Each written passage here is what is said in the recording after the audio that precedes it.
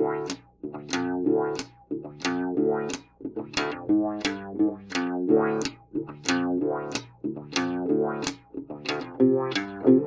everyone to the Three Cynics Gaming Podcast. I'm Clay, here with my two brothers Mark and Nate. This week's episode, we're going to concentrate on the idea of what we want from game makers and what they actually give us. But first, I want to ask, and I want my brother to answer for the audience, how was your very first-person shooter experience on PC last night, Mark? Oh, it was horrible balls. It was okay. It was fucking awful. No, it's 100% my fault. Okay, first off, to go from a controller to a mouse is like that shit might as well literally be in Japanese. It is otherworldly, isn't it? Yes, and it's going to take me a very long time to get used to it. So that's 100% on me. It's not. That actually wasn't your fault, Mark. That was a pay-to-win game. It was very evident in everything. And it was very, very fast. What was it, Microvolts Surge or something like that? Yeah. Awful, shitty little game. And me and Nate threw Mark into that right away. And fuck, I couldn't keep up. I think I finished at like 3-20. Nate was the only one who finished even or positive, and Mark Jr. quit after like 8.5 minutes. I rage quit at 2:15. And then I rage quit. It was our fault, Mark and Jr. I loved Quakes, the Quake games, which Monkey always yelled was super fast, and I love those games. So it didn't seem fast to me. It's just like I can't put the center of the screen on you for some fucking reason. So I suck. It was harsh. It was really harsh, and we didn't even argue with Mark Jr. when he just disappeared from Steam and Microvolt. No. We were just like, okay, yeah, that was real. It was good times. It was the opposite of good times, actually. It was bad times, but good times, bad times. Yeah, we needed to start with something slower. Well, maybe next time. Moving on. So, this week, with the idea of what we want and what game makers provide, where do we begin, Nate? That's a good question.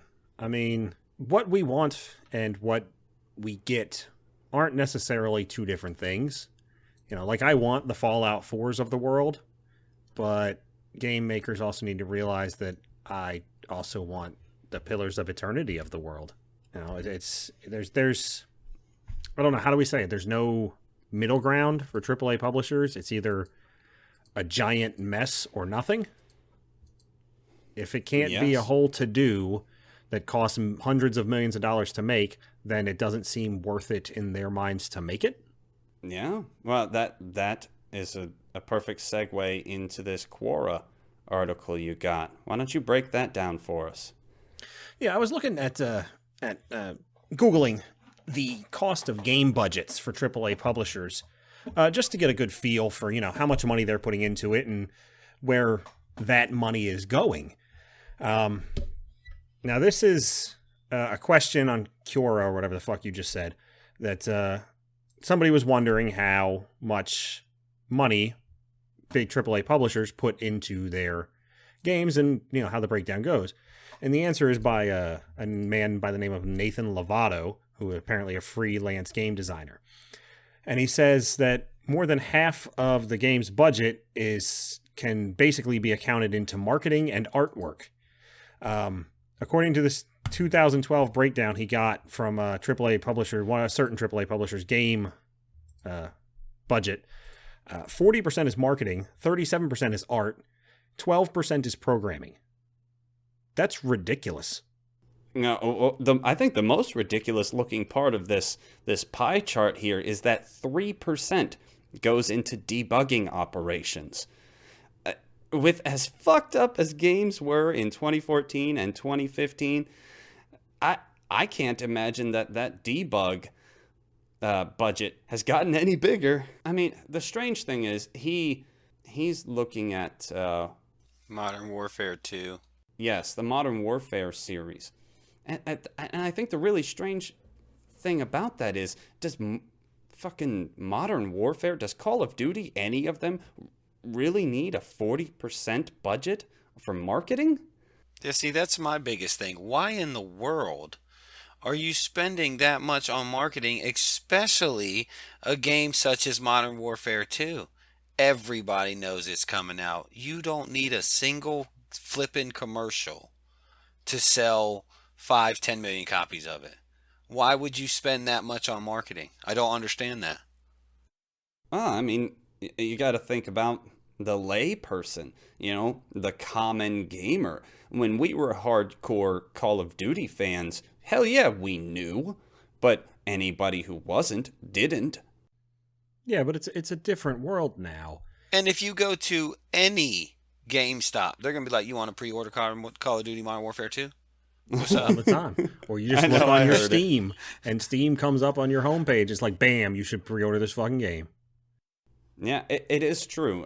Whether you play on console or PC or both, you can't miss the games. They push them. Every single platform does. I don't have an Xbox One, but I have an Xbox 360, and every time I boot that thing up, I see an advertisement for not only for the Xbox One, but right next to it, an advertisement for an Xbox One game, whatever's coming up. Yes. Now, see, I'm not arguing against having, say, roughly 25% of your budget going into marketing. You know what I'm saying? But 40%? You're talking almost half of your budget's going to go into marketing, not into the quality of the game, not into testing for the bugs, none of that. You're telling me 40% of your budget has to go into commercials on CBS during football? Because it doesn't. Well, it's let me point this out by saying that I don't know where he got these numbers, but it's very easy to see them in application. You can't, like we just discussed, you can't go anywhere without being completely inundated with the newest, hottest game that's about to come out. It doesn't matter if it's something that's completely unrelated. Like Mark said, football game, you're getting fucking commercials for Call of Duty. What does football and Call of Duty have to do together? Nothing. No. And it shows with the rest of it as well, too, because I don't know about the artwork so much, honestly. I don't know the value of that kind of stuff. But like, clearly 3% in the debugging, because all they do is put out shit and try to fix it later or ignore fixing it later in some games cases. Mm-hmm.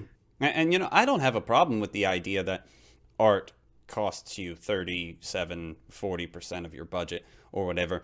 Even if you're not making the biggest, most photorealistic, awesome inclined game, even if you're making something like Pillars of Eternity, you still need good artists, to make a game, I guess, look appropriate to its feel,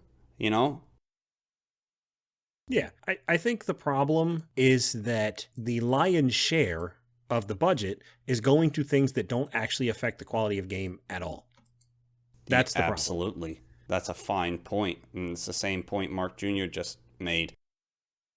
If your game is good enough, the marketing will do itself by word of mouth. That's true. Yeah, you do need some, but I think also this 12% programming division of the budget is also representative of how modern implementations of game engines like Frostbite or Unreal do a lot of the work for you. And so programming isn't huge in it, but goddamn if it's not important, because guess what those debuggers are working on? They're working on your programming, on your code, and trying to figure it out, because the artists aren't responsible for when you clip into a wall and can't get out of it. That's all programming, and it might be within the engine, it might be without the engine, but this whole thing is pretty darned ugly. And when you're essentially nearly doubling the cost of a game because you implement such marketing, it's no wonder that people got fired when the 2013 Tomb Raider only sold 1 million copies in its first week. So, to tack on to this idea of what we want and what we're getting, I am the biggest proponent of linear games, and games that tell a cohesive story because they force you into, conforming to that story. There's an article on lazygamer.net by Jeffrey Tim. Jeffrey with a G. Good for you, Jeffrey. Your parents had some sense. The title of the article is "The AAA Single-Player Narrative Game is Starting to Disappear," says Ken Levine. Now, anybody who pays attention to the gaming market or the ins and outs of the game-making world knows that Ken Levine was the head on games, big games, like the BioShock series. And what was his studio called again? Dang it. He shut it down. Irrational Games. And Ken Levine, aside from that quote, let's see. He's quoted in this article as saying the AAA single-player narrative game is starting to disappear. Kind of games like BioShock. There's fewer of them being made. The real reason is they're very expensive to make, and I think gamers are saying pretty loud and clear that if you're going to spend $40, $50, or $60, they want an experience that lasts more than 10 to 12 hours. And that's a lot to ask somebody to spend. End quote. While I agree with his summation of why the linear game is disappearing, I must say that I find that very, very sad. I have many times spent $40, $50, or $60 on a 12-hour experience. And that doesn't bother me at all when it's a great experience. And there has been a thing in the gaming world in which players essentially equate quantity to value. And Nate made a great point to me about that last night. You just go for it, Nate. Well, it's not a quantity value thing. It's a quantity to quality ratio. I'll gladly spend $60 on a 12-hour experience if it's a good experience. If it's a mediocre experience, I'm not interested. But who decided that we don't want linear games? I don't mind a linear game. Who decided that video games have to cost so goddamn much money?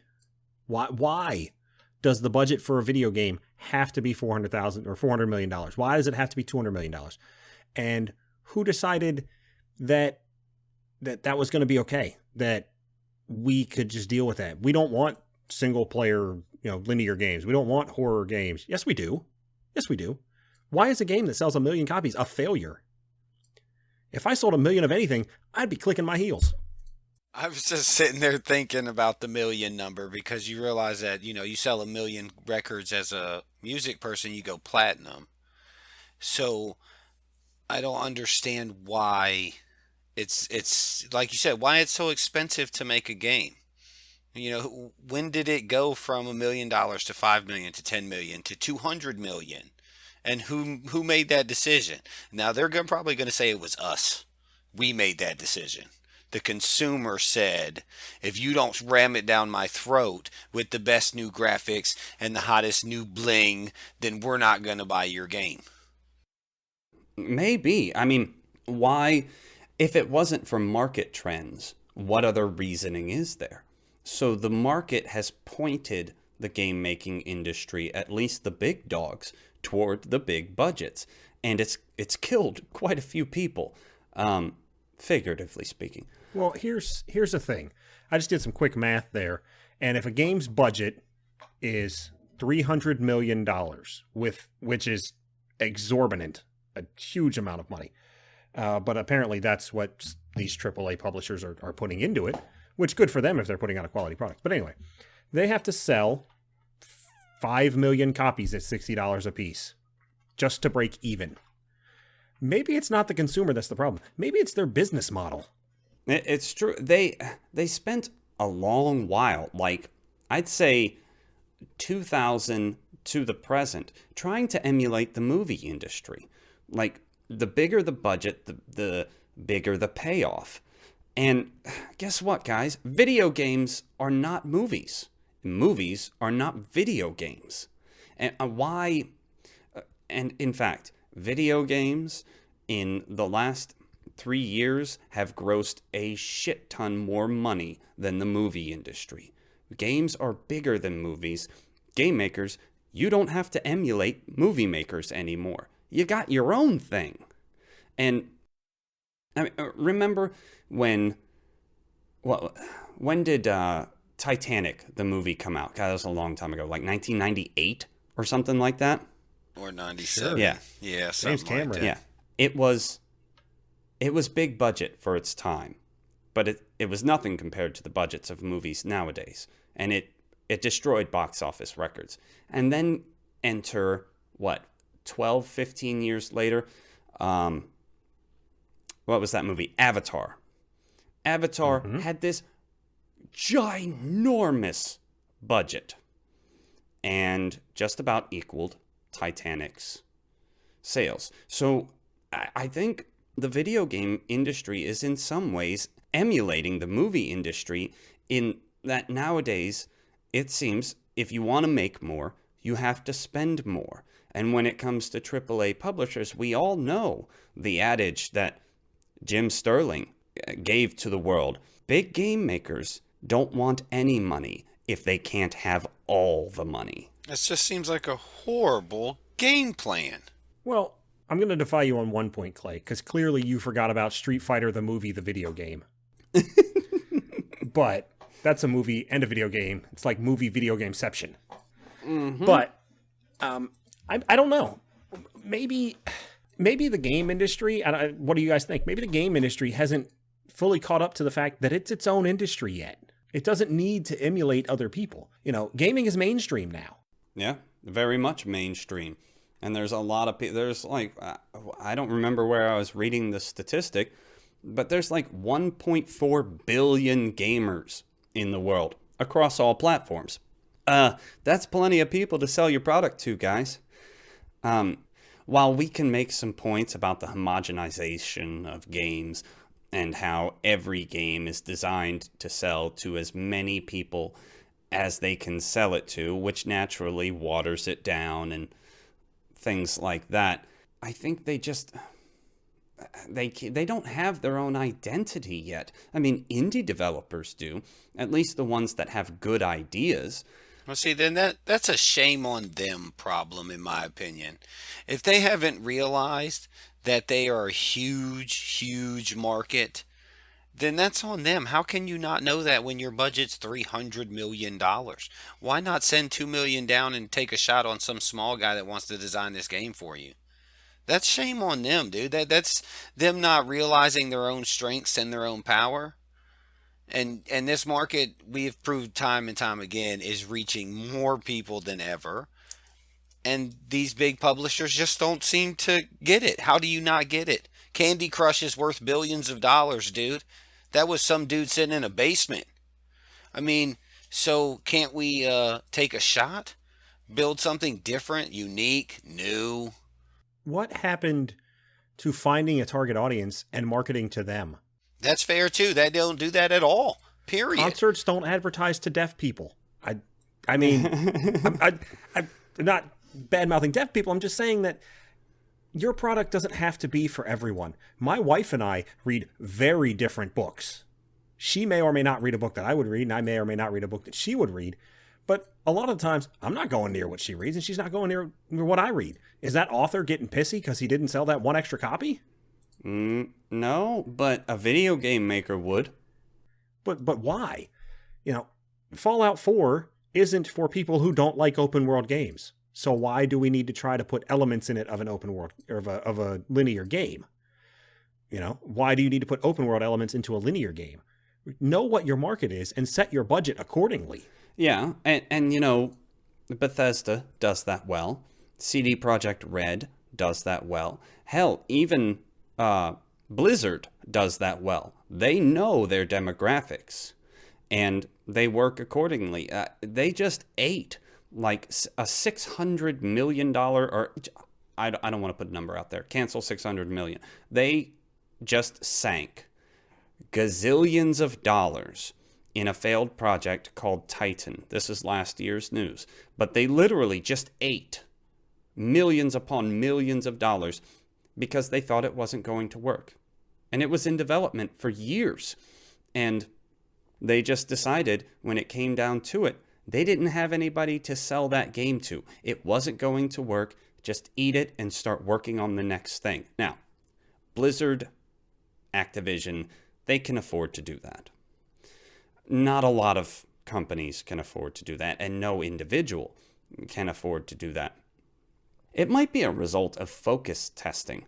You know, if you have focus testing has its place, right? You know, you want to know what your demographic thinks.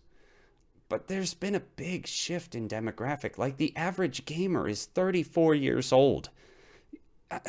You're not selling to 17-year-olds anymore. I mean, you are, but they're not your primary demographic for almost all video games. And they don't seem to notice. I mean, Activision still keeps making Call of Duty as if it's selling every copy to someone 13 to 20 years old. It's impossible to understand. There are very few games that transcend that barrier. Like Pokemon is a good example. I love Pokemon games. I grew up playing Pokemon games. I still play Pokemon games to date. I have to generally wait for an emulator or buy them, you know, because I don't do handheld gaming other than my phone. But most games aren't Pokemon. Most games designed for kids should be marketed towards kids. Most games designed for adults should be marketed towards adults. Why does that kids game have to appeal to adults? Does it have to have 2 adult jokes in it that are subtle so that I can get a chuckle out of it when it's designed for my 8-year-old son? Right. But that's the thing. With nostalgia in play, they don't need to design it for you at all. They can strictly design it for the 8-year-old, and you're still going to play it. That's another thing entirely. Who decided that we don't want these things or that we want things a certain way? Are they misusing that focus group information? Are they hitting their demographic, but maybe not all of their demographic? What's the background on that? I think it's the budget. When you set such a ridiculous budget for a game that, like you said, nobody's going to spend $60 for a 10 to 12 hour experience. So instead of setting your budget at $200 million, why don't you set it like $50 million? So and see how that works for you. You think that what they're putting into it is the determining factor behind everything they do? Yes, it's bottom line. It's numbers. It's a numbers game. Enough. So, and if they're looking at it like I spent $200 million on this game that is going to cost $60, and they're going to spend 10 to 12 hours on it. We say we sell 1 million copies in the first week. Well, after that first week, how many more are we going to sell once people start taking them back to GameStop or stop playing it or tell their brothers, hey, don't play that. It was 10 hours. It was an okay game. It wasn't worth $60. Well, that's what we talked about, you know, with the quantity to quality ratio. Yes. The perfect example everybody likes to use. Let me just interject here. Go ahead. I was Googling the idea of looking up the budget for Grow Home, which was made by an Ubisoft subsidiary. And the first 16 results, the majority of the first 16 results, are how to grow marijuana on a budget. That is awesome. Americans? That is awesome. Come on now. You know where our mindset is. We'd rather get stoned than worry about what that AAA fuck's trying to screw me out of this time. I'm going to go ahead and add game to the end of my search. That's a search. good call. Yeah, that's probably a really good idea. Well, I think that's a big part of a lot of marketing strategies in general, not just gaming, is the more you can keep the public in the dark, the better you are. Yes, agreed. 100%. What is Steam's, Clay? Do you know what Steam's model is? I assume that they pay a certain amount for the rights to sell a game. No, they sell any game to which the publisher of that game agrees to give them their cut. Okay, so they just take a percentage off of everything Yes. they sell, basically. Mm-hmm. Okay. And they take a percentage off of everything that users sell as well. Oh, yeah, that's right. Okay. What'd you come up with on that search, Clay? Nothing. Absolutely. Nothing. They didn't reveal how much money they spent to make Grow Home. Well, I think that the bigger companies have to reveal at least some of the information because they all have shareholders. Mm-hmm. And the smaller companies that make the indie games really only do it if they want to do it as a show of good faith. But yeah, it's like the Pillars of Eternity was a Kickstarter for $4.8 million or something like that. So clearly their budget was not huge, and they put out a very good quality product. A good friend of mine actually bought it on my recommendation. Hasn't stopped playing it since. I don't have a lot to say about it. They bothered the shit out of me, and especially when you start breaking down the numbers on it, it's just ridiculous. I mean, why do you have to spend $200 million to make a fucking video game? Holy shit. Dude, it can't be that expensive. And if you're spending 40% of it, which is roughly, $45 million, maybe you should spend $20 million on marketing, dude. Come on. I don't understand. Put that money back into some other quality to make the game better or less buggy, or dog meat doesn't disappear and shoot 4,000 feet in the air and then land in front of me dead so he can't help me in the next battle. Why don't you do that shit?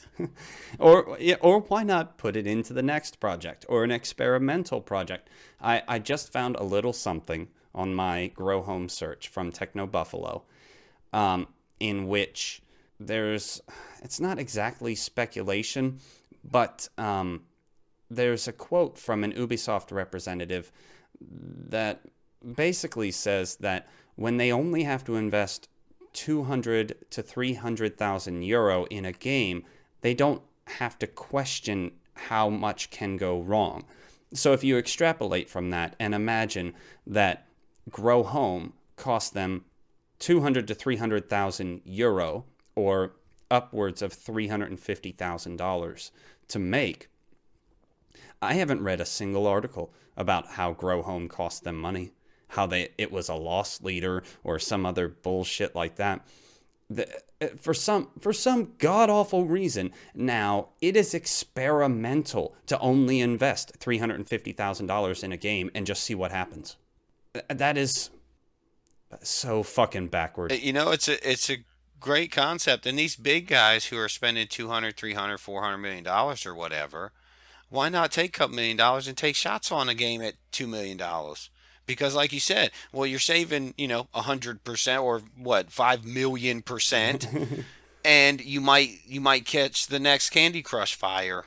Mm-hmm. And then all of a sudden you just took that $2 million budget and made $1 billion. Yeah, or you can spend $350,000 on Grow Home, sell several $1 million, and by cost to gross ratio, make a lot more money than your last AAA bullshit did. But you'll never find out if you don't try that experiment. So are AAA publishers a victim of their own success or a victim of greed? Is it, like you said, it's got to be both. It has to be. I don't think there's any doubt about it. They want all the money. There's no doubt about that. Well, and go on. I'm grateful to some extent that they have that business model in a sense, because then you do get the groundbreaking stuff at some point. But why does everything have to be groundbreaking? And not even from a benchmark standpoint, but just from a monetary standpoint.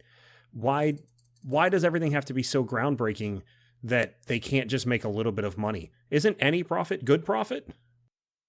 You would think. If you spent 200,000 and made 400,000, wouldn't that as a business be successful? I mean, they're on grander schemes than that. Obviously, these are multi-billion-dollar companies. But if you opened up a small diner and last year you made $50,000 and then this year you made $100,000, would you consider that a success? Oh, of course. Yeah, if you're doubling your money on anything, that's a success. So why not take shots in the dark on these smaller games and give some of these indie guys a chance to work with the big dogs and take a percentage of their shit or whatever? I just don't understand their logic on this. So they're a product of the environment is what they're going to tell us, but that's bullshit, because there's plenty of old school games. I've spent 20 hours in the last week playing Heroes of Might and Magic 3.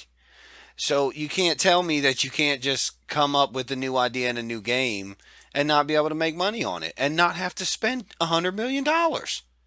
I just don't understand the logic on it. Well, I don't understand enough of the inner workings of publishing a video game, obviously. That's fair. Neither do I. But let's say that Assassin's Creed's budget is $200 million. I don't know what it actually is, but let's say it's $200 million. Could you not make an equal quality game for $100 million? Is that an impossibility? Is that not something that's able to be accomplished? Or is it just because they want to push so hard for it to be the next best thing that they feel like they have to sink more money into it so that it's guaranteed to be the next big thing? I don't know.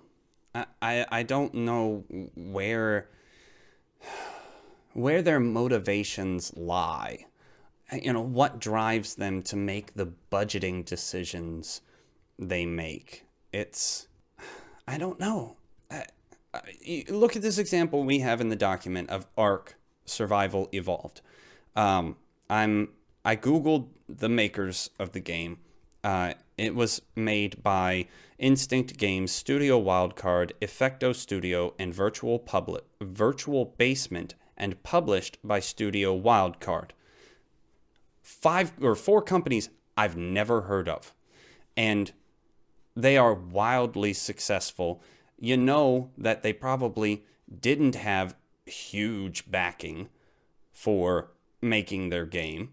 They had one publisher, a publisher I've never heard of, and they hired 3 separate studios to make the game. There are these experiments to be had. I'm kind of at a loss for words, guys. Let me see if I'm on the right trail here. So basically, a publisher goes to a meeting and says, this is the next game we should come out with. The powers that be decide that this game will cost us $200 million. Then they go to a studio with, I guess, a smaller number in mind to determine, take bids basically to see who's going to make the game. And then they tell that game designer, you only have $50 million to do this on your end, because then they're going to spend the rest of the money.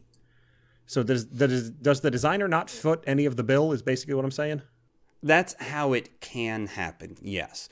Often, a publisher is like the movie producer. They put forth all the capital to make the game, to have the game created, whether they do it in-house through a subsidiary or third party. Most of the time, the publisher foots the bill up front. And the studio makes their money making the game. The publisher makes their money selling the game. Okay, so the company basically will say, we'll take the bid of $50 million, and then we'll spend 30 of that actually making the game and 20 of that as profit, basically. Yeah, sure. Okay, all right. All right, I was just curious about that. Sorry, derailed. That's all right. So this article on GameSpot by Eddie Makuch. Man, how many times has he been mentioned on this show? Send that man an email and a birthday card. I know, right? It's titled, Ark reaches 1 million downloads on Xbox One. Daily players higher than PC. Well, hold on. Eddie Makuch, you need to come up with some better titles, though, bro, because that's just like basic as shit. Well, Ark Survival Evolved launched in a sort of beta state on the Xbox One, and for all intents and purposes, instantly surpassed its PC player count. That's absolutely wild, considering that, how many Xbox Ones are there in the world? Less than 20 million, last I heard. And there's over 1 billion PC players. Now, mind you, most of them are playing on pretty cruddy computers. But this is just one example that defies our cynicism, in that some people can give gamers what they want, and who knows, they probably went to a lot of effort to make this game ready for Xbox One, at least in a beta state. Now, how did they know that they were going to get a big adoption? How did they know better than AAA publishers what people want? Is it the people that want it making it? Because if we know anything about America, age groups 30 to 40 are going to like the same thing 70% of the time. So is the person who wants the game making the game? It's impossible to say. I mean, I don't know the origins I think of Ark. that at least a couple of 100,000 of that can be attributed to choice. Clay, you and I were playing CS:GO last night, and 200 some odd thousand people online, and out of how many gamers? 1 billion PC gamers. Yeah, that's probably the most populated game I've played since Call of Duty. But there's just not as much choice on the Xbox, as far as I know. I mean, I remember the marketplace. There were a couple of indie games, but not nearly as much as you can find on Steam or any other platform. Good Old Games, Green Man Gaming, etc. So I think that maybe this is indicative of console gamers wanting more choice. Yeah, or something new. I mean, I don't know anything about Ark. I looked at it a couple times in the Steam Winter Sale, but it just didn't draw enough of my attention. I don't know. It looks pretty interesting to me. I might check it out. Let me throw this in there. We'll segue. Bam. Hoverboard, maybe. It's not a hoverboard, though, by the way. It has wheels. This will eventually include high-demanded features like split-screen support. All right, following this week's theme of what we want versus what we get, our giveaways, we're having 2 giveaways again this week, are Ori and the Blind Forest, which is a side-scroller that's received rave reviews.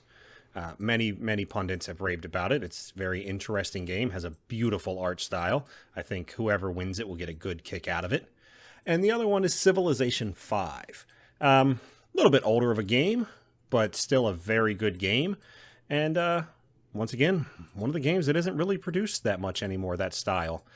So to enter, we'll use the same rules as last week. So in order to be entered, you'll have to subscribe to our YouTube channel and leave us a comment explaining what your biggest discrepancies are between what you want out of AAA publishers and what you actually get. Anyway, before the break, we were about to segue into this other article that I found by Paul Tassi on Forbes Tech. Now, it's a bit of an older article. It was on September 21st of last year, but that's not really relevant to why we want to talk about it. The article is entitled "The New Loneliness of Video Games," and it's a pretty well-written article. But long story short is the guy is the gentleman Paul Tassi is basically lamenting the fall of local co-op in video games. Most games don't even offer split screen anymore, and those that do don't offer more than 2. Now, there's a lot of nostalgia in that, and I think that the internet has made it very easy for us to forget about co-op gaming, at least as far as local co-op goes, because the internet. But, I have often talked up my Wii U, and that's one of the reasons that I do talk it up, is because I have friends over every Saturday and we role play, and on occasion we'll maybe we're not feeling it, maybe the DM's not around. We have the perfect system right behind us so that we can all play games together. And other than the Wii U, there's not much out there. And I think this man is right. There's something to be said for all of that. It's like the death of the arcade all over again. How much time did I spend growing up in the arcade, guys? Oh, yeah, and standing next to and playing against competitors you didn't even know, the line of people behind you who want to play Virtua Fighter, they got their fucking quarters stacked in their hand, waiting to play. And I can comment on this pretty well because me and my daughter mostly, but sometimes the wife and son as well, are always looking for a split screen or otherwise local co-op experience. And I've found a few things on Steam, and there's a few things we can still play on the Xbox 360, though we don't really. But it's gotten really hard to find a worthwhile local co-op experience, even though people are still searching for it. And it's just another example of people want it, but game makers don't want to provide it. I mean, is there some proof that it's simply not profitable to include co-op in your games, because I remember playing the piss out of Halo 2 split screen. Well, don't forget, we played the piss out of Gauntlet as well. Do you remember that for the 64? Hell yeah, we played the spent shit out hours of Gauntlet. upon hours on that. Oh yeah, I have the Gauntlet reboot for the PC, which me and the wife and kids have played a lot of, because it's one of very few examples. I remember in the arcade having a line of people waiting to play me in Marvel vs. Capcom. Which, by the way, today I'll whip anybody's ass in that video game. You can't handle Zangief. But that's no longer. That doesn't exist. I don't even think that I can find an arcade. Dave & Buster's, if you count that. But even that, the arcades that I have passed are just cell phone games on big screens. Yeah, hell like yeah, they cut are. the It's rope. hilarious. It's in Lynn Haven Mall over there. It's literally phone games blown up into big giant shit that you play. It's hilarious. It is. It's just hilarious. So what happened to that? Well, think about it. That is entirely on the consumers. If arcades were still profitable, there'd be a ton of them. But they're not. People don't want them. They've been provided other means of playing with friends. The problem, I think, lies in the idea that either market forces, consumer forces, or developers and publishers themselves have, or some combination of those factors, has essentially decided that people don't physically get together to play games anymore. You know, if you're going to play a game with your buddies, everybody's going to be in their own house doing their thing. Well, I'm okay with the lack of arcades. I mean, I'm really not, but you're right. It's not a business model that works anymore. But I don't feel that local co-op would add that much cost to a game, given what we've already discussed in this episode about how much money. I mean, if you scroll down to this bottom of this article, guys, there's a little video that he made that says, what is Destiny going to do with its $500 million budget? Mark, you played Destiny, didn't you? Does it have a co-op? I have no idea. No, I never really played it. Sebastian played it when they came and stayed with us. Oh, I don't know. I never played it. No, I owned it. Mark for let forever. his dogs use it as a chew I did toy. let my dogs eat it. But no, see, his idea with Destiny, I guess it's not a bad idea to include co-op in it. I've watched Sebastian and subsequently Guinevere play Destiny because she has it for the Xbox now. And it is the grind. That game is a job simulator, and I despise those sorts of games, but to each their own. Well, it's no Shower with Your Dad Simulator 2015. Exactly. No, not even close. Here's what I'm getting at. When it comes to the Xbox One and the PS4, every game that has come out so far is pushing that hardware to its limit. I mean, the fact that you get 30 FPS in Destiny is because they reduced the resolution to 900p. They are right at the pinnacle of what that hardware can do. So in order to include co-op, you're rendering everything twice, which means you have to make huge sacrifices, and you have to program those sacrifices. So yes, it's going to cost, or it will cost, game makers money in order to implement split screen, and your experience will suffer visually. But now, from what you're saying, it's not about the money. They must have done the same thing. When we played Halo co-op, it was rendering everything twice. Did we notice that we lost some visual fidelity? No, I never noticed. And yes, it is about money, because it would cost money to implement these things. Well, yeah, it would cost money to implement these things. But what you're saying is it's equally, at least equally, about the tech specs of the systems themselves.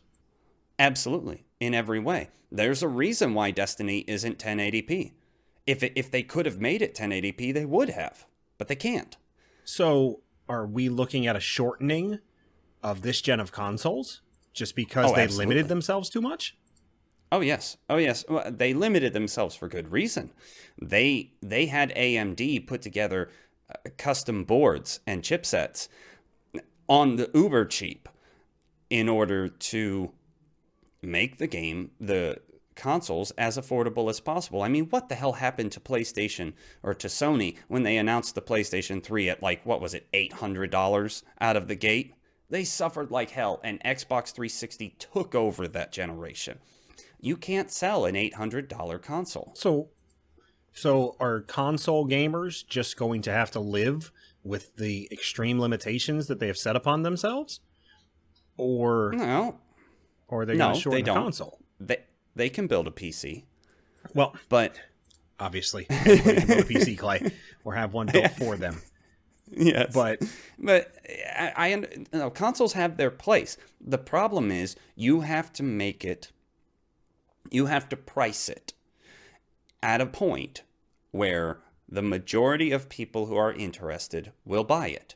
If both the PlayStation 4 and the Xbox 360 or the PlayStation 4 and the Xbox One launched at $900, Mark Jr. wouldn't be a console gamer right now. Well, I mean, I'd be rocking my 360 and shit.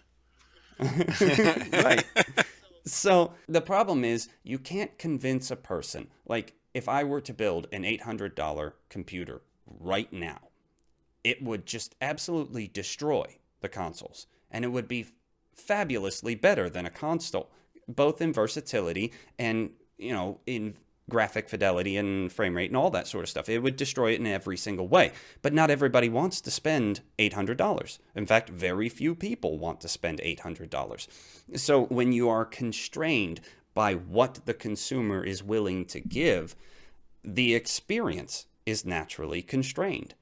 So I think the point I'm trying to get at is what I alluded to previously, in that even though it will cost game makers to implement split screen, 2, the game will suffer in some facet, whether it be frame rate or resolution or graphic fidelity of some other point, it's gonna have to suffer in order to render everything twice.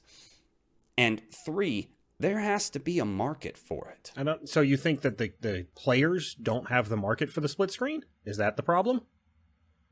It's impossible to say. Or is it not a big enough market?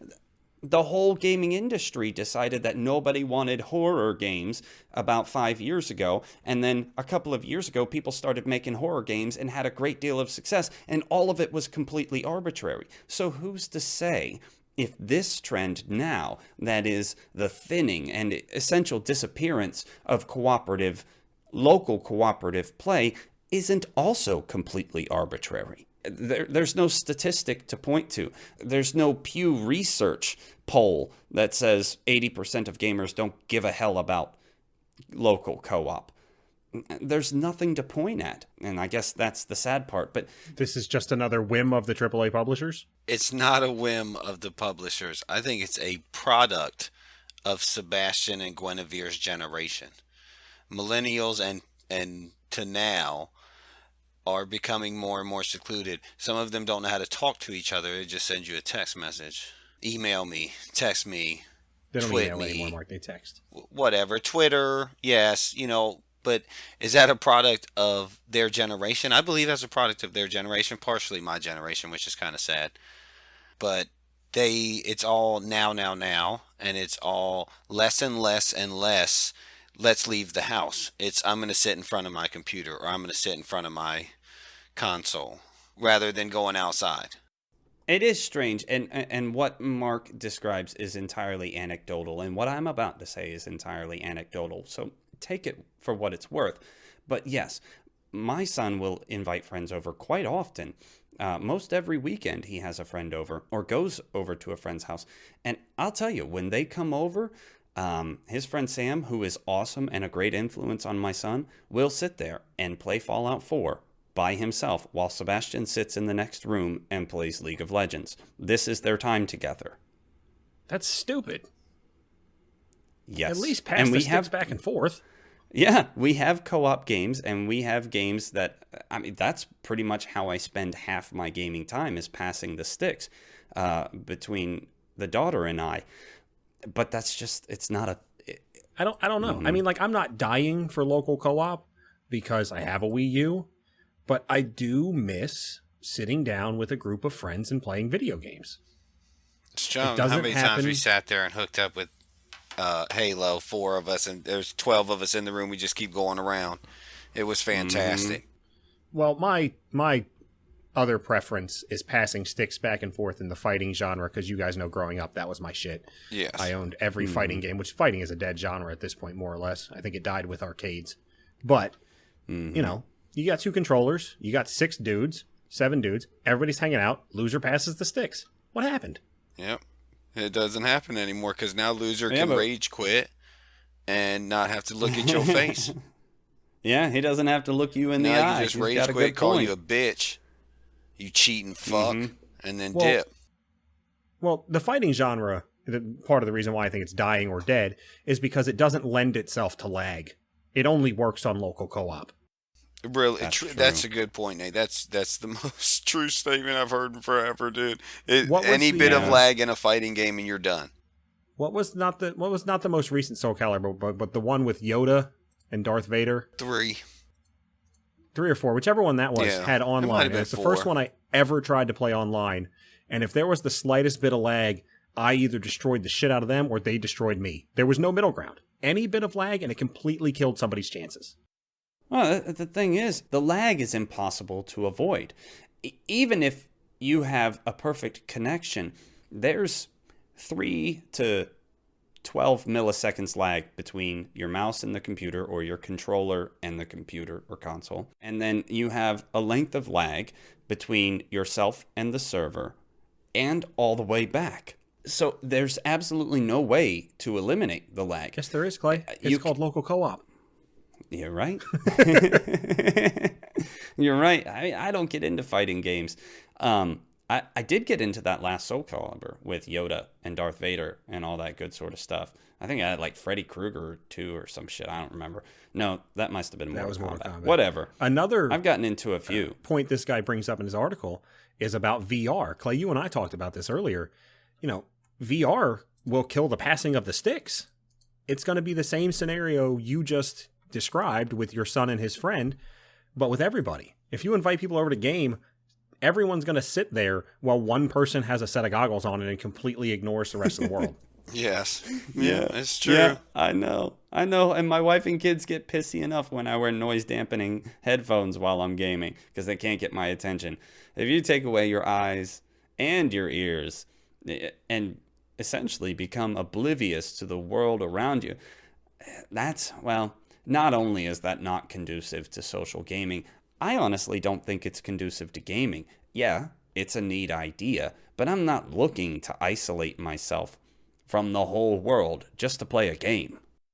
I don't look forward to it. We grew up on this type of gaming, and maybe it's just nostalgia, but it going away is a sad thing as far as I'm concerned. Now, there needs to be somebody to pick up the co-op game. That's really all there is to it. At this point in the gaming world, what has been redefined as social gaming, there needs to be somebody willing to experiment, much like Ubisoft's experiment with Grow Home, and independent developers who made games like, what's this one in my library that we play often? Lethal League. That won Best Score and several other awards for an indie game. What else is there? There's Octodad, another independent title where you can use 4 controllers. There are people out there experimenting, but they're not the kind of people who can afford to spend a ton of money making a game. Nate and I, what did we play earlier this week? Brawlhalla. That was last week. Whatever. And it's just a melee game, much like, what's the Nintendo counterpart? Yes, it's a Smash Brothers emulator. It's too slow paced. They need to pick up the pace on it. But That's essentially where you're going to get these experiments from. People who have no money. And that's kind of sad. Why can't the AAA publishers devote money to this kind of stuff, though? It's not as if they're not going to make money. They're just not going to make all the money. I mean, look, I make decent money in what I do in life. But if there's a dollar bill on the ground, you better bet I'm bending over to pick it up. I mean, I'm with you on that shit. So, oh my. I don't know, but I think that this other article we have on CNN, When Video Games Become an Addiction by Samantha Bresnahan and Will Worley. I think that VR would worsen that epidemic, if it's an epidemic, if that's what you want to call it. But I think that VR will definitely add to that with its sensory deprivation, at least as far as the real world is concerned. they can't help themselves. People will use any excuse to not take responsibility for who they are. Yeah, I just don't understand it. I mean, I understand, but you can't literally just put it down and walk away from it. Now, look, I'm a smoker. I can't just put it down and walk away from it. It drives me insane. But that's actually a nicotine thing. So is this a sensory thing? You're not getting the sensory of playing WoW? I've watched WoW destroy a marriage. Wow. Really? No. See, this is misplaced blame. This is that personal responsibility thing we talked about. WoW didn't destroy that marriage. That guy's awful mind destroyed that marriage. Agreed. I will agree 100% with that. He is who destroyed that marriage. But I just don't understand the concept of the whole addiction to gaming. It's like an addiction to a movie? Or, I mean, is that an OCD thing? Well, I mean, what kind of shit is that? It's called addictive personality. People essentially need to be predisposed to addiction. That is, it has to run in their family in order for them to be easily addicted to things. And an addiction to video games is an entirely psychological addiction. And there's a subsection in this article, which I think is key, is that they label or outline how accessibility is absolutely key. Everybody, not everybody, gazillions of people have access to video games nowadays. You so worried about your qualifiers this episode, Clay. I'm sorry. I didn't mean to. Lots of people, lots and lots more people have access to video games than ever before, especially with the age of smartphones. And the more opportunity for addiction will always result in more addiction. You know, if only 10 million Americans could ever have access to heroin at any one time, you have a much lower addiction rate than if 100 million Americans can have access to heroin at any one time. Accessibility and ubiquity are absolutely key to this idea. So I don't think that what this thing is describing is, yes, it is more instances of addiction to video games, but that also comes with a vastly greater accessibility to video games, which is absolutely key to any addiction. You know, if I can't get heroin, I can't get addicted to heroin. I mean, that's fair. And look at how social media did the same thing. Now that you sit there and think about it a little bit, there's people who literally your home screen on your phone is Facebook. You open your phone, it's Facebook. It's I don't understand it. I wouldn't call it an addiction, but there's something in there that you got to be part of it or something, because I just don't understand the logic on it. But social media did the same exact thing. With the more people that do it, the more people that become quote unquote obsessed with it and or addicted to it. No, it's another psychological addiction. Yeah, there's 2 points I'd like to make on this. One is that gambling addiction is a real addiction and there's nothing physical about it. It's all about true. You're right. A mental and emotional addiction. We also know somebody who's addicted to marijuana, even though marijuana has no addictive properties physically. The second point I'd like to make, Mark, is that this is video games not being recognized as an art form. Nobody's addicted to books.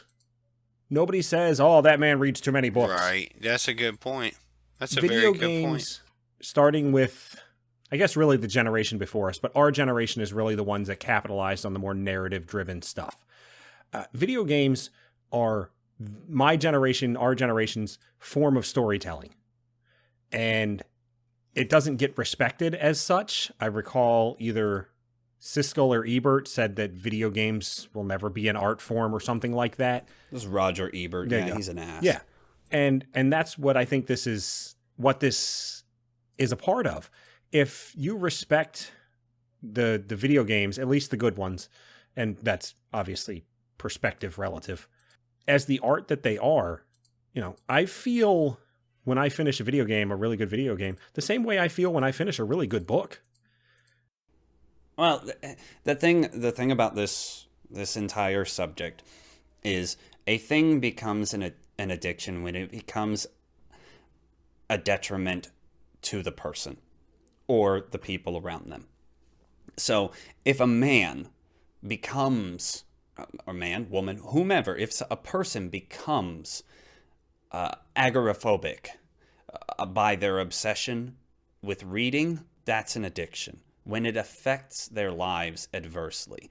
So, yes, I play a lot of games. I probably play 20 to 40 hours of video games in a week, but it does not disrupt my life. If there's something more important to do, I just don't play video games. And this whole gaming addiction is what is defined by standing outside of those limitations. Like, I know where my limitations are and what's more important than video games or books or movies or whatever it is. A person of a fragile mind can be addicted to absolutely anything. So what you're saying is it takes a certain kind of person, and anybody that's going to be predisposed is just going to, once they get access, may become addicted. May. Yes, absolutely may. Well, everybody, every couple of years, there's an article about this person died for gaming this long, or this game broke up this person's marriage, or some other nonsense. I think that that's more sensationalism journalism, because that person needs help, not the game. That's a weak person. It's not the game's fault. It's like the idiot, who sues Eminem because Eminem's rap lyrics said he should do something, so he did it. No, that person needs help. Eminem doesn't need help. He needs help. Well, that's arguable. Maybe Eminem does need help. Well, but not for that particular instance. Mars right. Candy Corporation does not need any help. Trust me. Well, that's a thing too. That's a whole nother point about it. People blaming fast food for being fat when your fat ass chose to eat it. I'm fat because I like cheesecake. It's not cheesecake's fault. It's my fault.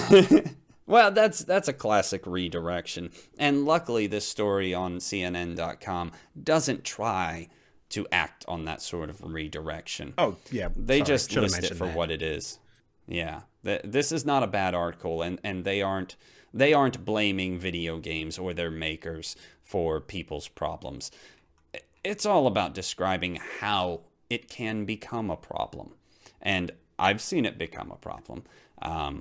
We know a gentleman who is a worthless piece of shit who spends 12 to 14 hours a day or more on World of Warcraft and doesn't have a job and he's retired. Doesn't provide anything for himself or his children. Okay, Social Security gave him some money. He's retired. Yeah, well, whatever. We have seen firsthand how video games can affect one's productivity or livelihood. And it's very, very real. But I guess you just got to be stronger than what calls you to addiction. Well, that was a big Debbie Downer. Yeah. Mark, it's your goddamn article selection making me sad and shit. Mm-hmm.